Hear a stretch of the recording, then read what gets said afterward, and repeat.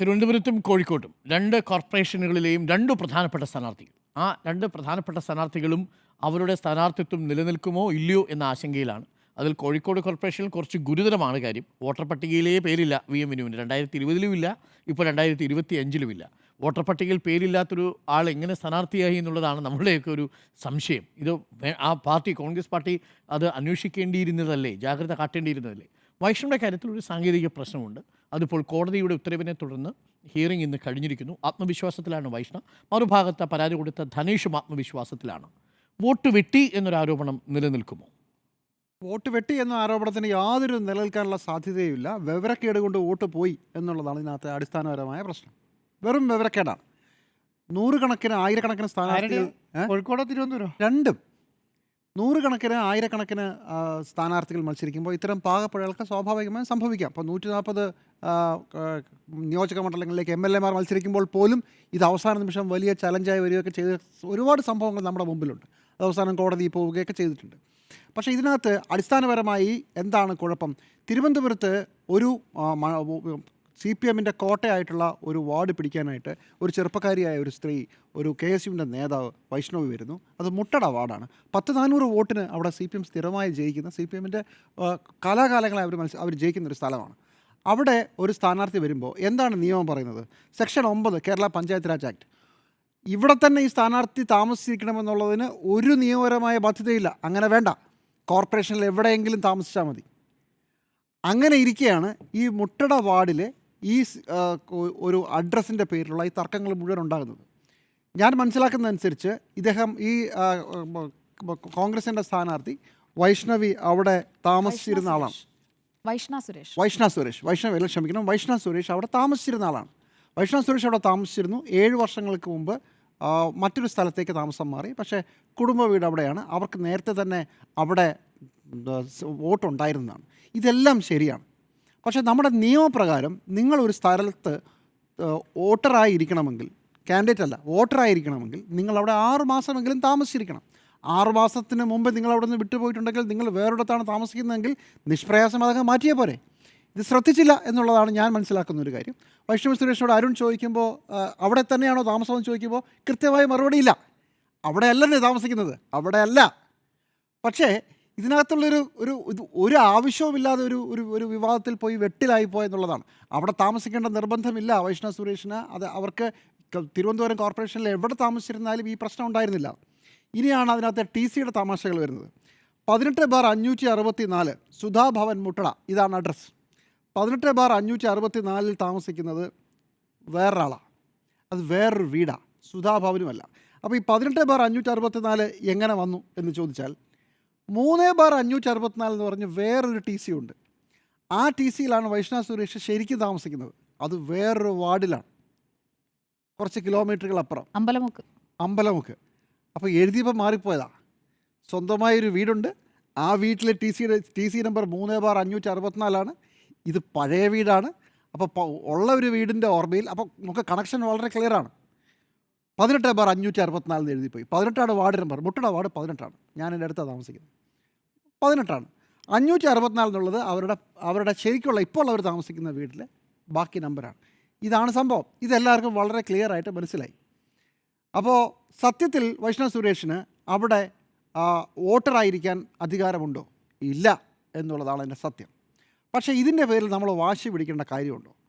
ഈ എല്ലാവർക്കും അറിയാവുന്ന ഒരു കാര്യമാണ്, ഒരു സ്ഥാനാർത്ഥിയെ കൊണ്ടുവരാൻ ശ്രമിക്കുമ്പോൾ ഇത്തരം ഒരുപാട് പ്ലാനിങ്ങുകൾ ഉണ്ടാവുക. 6 മാസം മുമ്പേ അവരെ ഒരിടത്ത് കൊണ്ട് താമസിപ്പിക്കുക. എനിക്ക് തന്നെ അറിയാവുന്ന ഈ മുട്ടട തൊട്ടടുത്തുള്ള വാർഡുകളിലൊക്കെ വളരെ വാശിയേറിയ മത്സരം നടക്കുന്ന, BJPയും CPM തമ്മിലൊക്കെ മത്സരം നടക്കുന്ന തൊട്ടടുത്ത വാർഡുകളിലൊക്കെ സ്ഥാനാർത്ഥികളെ 6 മാസം മുമ്പേ അവിടെ കൊണ്ടുവരിക, വാടകയ്ക്ക് വീടെടുത്ത് താമസിപ്പിക്കുക, ഇങ്ങനെയൊക്കെ പ്ലാനിങ് നടക്കുന്ന സ്ഥലങ്ങളൊക്കെ ഉണ്ട്.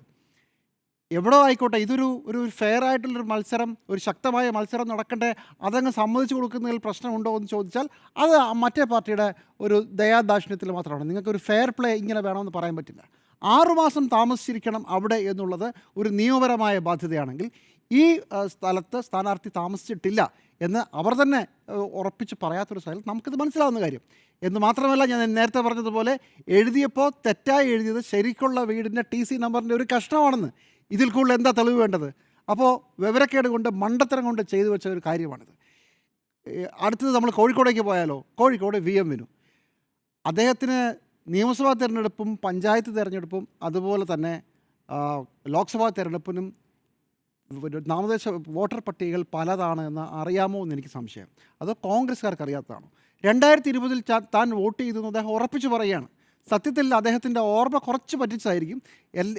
എപ്പോഴും 2020 കഴിഞ്ഞ എല്ലാ തവണയും പഞ്ചായത്ത് തിരഞ്ഞെടുപ്പ് കഴിഞ്ഞ് ഒരു 3-4 മാസം കഴിയുമ്പോഴാണ് നിയമസഭാ തിരഞ്ഞെടുപ്പ് വരുന്നത്. ഇതിന് രണ്ടിനും 2 വോട്ടർ പട്ടികയാണ് നമ്മുടെ നാട്ടിൽ.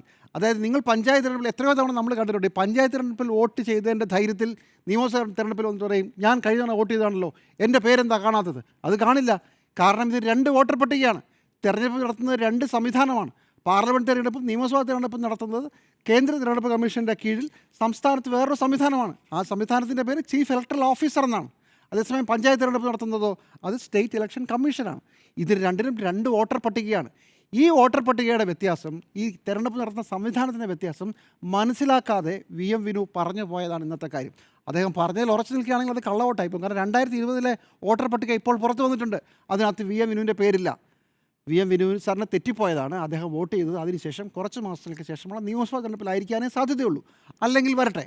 പക്ഷേ ഈ 2 സ്ഥാനാർത്ഥികളെ മാറ്റി നിർത്തിയാൽ VM വിനു അറിയപ്പെടുന്ന ഒരു സാംസ്കാരിക പ്രവർത്തകനാണ്, സിനിമാ സംവിധായകനാണ്. അദ്ദേഹത്തിന് ഇതിൻ്റെ നെറ്റിക്രിറ്റീസ് അറിഞ്ഞുകൊള്ളണമെന്നില്ല. അതുപോലെ തന്നെയാണ് മുട്ടട വാർഡിലെ കോൺഗ്രസിൻ്റെ സ്ഥാനാർത്ഥി വളരെ ചെറുപ്പക്കാരിയായ ഈ തെരഞ്ഞെടുപ്പ് രംഗത്തേക്ക് സജീവമായി വരുന്നതാണ്. ഇതാരാണ് ശ്രദ്ധിക്കേണ്ടത്? ഇത് കോൺഗ്രസ് പാർട്ടിയാണ്. ഒരു നാട്ടിൽ തെരഞ്ഞെടുപ്പ് നടക്കുമ്പോൾ രാഷ്ട്രീയ പാർട്ടികൾ ചെയ്യുന്ന ചില അടിസ്ഥാനപരമായ ജോലികളുണ്ട്. ഒന്ന്, വോട്ടർ പട്ടിക വായിച്ചു നോക്കുക. വോട്ടർ പട്ടികയിൽ നമ്മുടെ ആളുകളുടെയൊക്കെ പേരുണ്ടോ എന്ന് പരിശോധിക്കുക. ഏതെങ്കിലും വോട്ടുകൾ പോയിട്ടുണ്ടോ എന്ന് നോക്കുക. ഇനി ഇരട്ട വോട്ടുകളുണ്ടോ എന്ന് പരിശോധിക്കുക.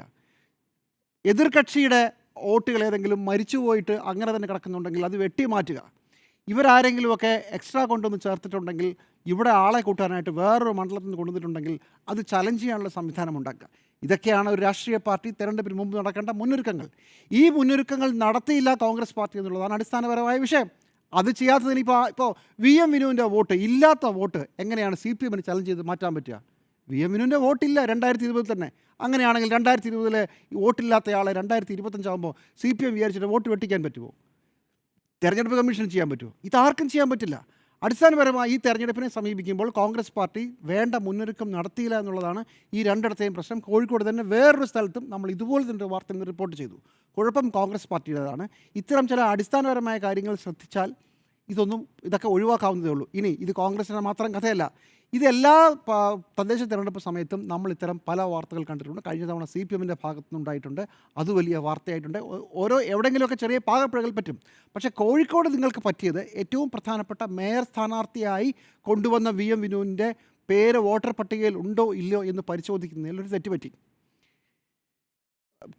മുട്ടട തിരുവനന്തപുരം കോർപ്പറേഷനിലാണെങ്കിൽ തിരുവനന്തപുരത്തെ മുട്ടട വാർഡിലെ നിങ്ങൾ കൊണ്ടുവന്ന നിങ്ങളുടെ ആ മണ്ഡലം പിടിക്കാനായി നിങ്ങൾ ഇറക്കിയ ആളുടെ ശരിക്കുള്ള വിലാസം ശരിയാണോ? ഇത് പണിയാകുമോ? അതോ മാറ്റാൻ ഇഷ്ടംപോലെ സമയമുണ്ട്. സത്യത്തിൽ തെരഞ്ഞെടുപ്പ് പ്രക്രിയ പ്രഖ്യാപിച്ചതിന് ശേഷം 3 ദിവസം സമയം കൊടുത്തതാണ് സംസ്ഥാന തിരഞ്ഞെടുപ്പ് ഉദ്യോഗസ്ഥൻ ഈ വോട്ടർ പട്ടികയിൽ തിരുത്തൽ വരുത്താൻ. അത് ഈ കാൻഡിഡേറ്റ്സിന് വേണ്ടിയിട്ടാണ്, സ്ഥാനാർത്ഥികളായി തീരുമാനിക്കുന്ന ആളുകൾക്ക് വേണ്ടിയിട്ടാണ് ആ 3 ദിവസം സമയം കൊടുത്തത്. അപ്പോഴും ചെക്ക് ചെയ്തില്ല. ഒരു ചെറിയ ശ്രദ്ധക്കുറവ് സംഭവിച്ചു. ആ ശ്രദ്ധക്കുറവ് കൃത്യമായി CPMൻ്റെ ആ വാർഡിലുള്ള ആളുകൾ പിടിച്ചു. അത് അവരുടെ ജോലിയാണ്.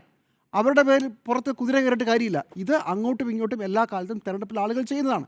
അപ്പോൾ നിയമപരമായി നിങ്ങൾക്ക് യാതൊരു ഫുട്ടിങ്ങും ഇല്ലാത്ത ഒരു കാര്യത്തിൽ വെറുതെ വാദിച്ചുകൊണ്ടിരിക്കുകയാണ്. ഇനി കോടതിയുടെ കയ്യിലാണ്. കോടതി ഇന്നെന്താ പറഞ്ഞത്?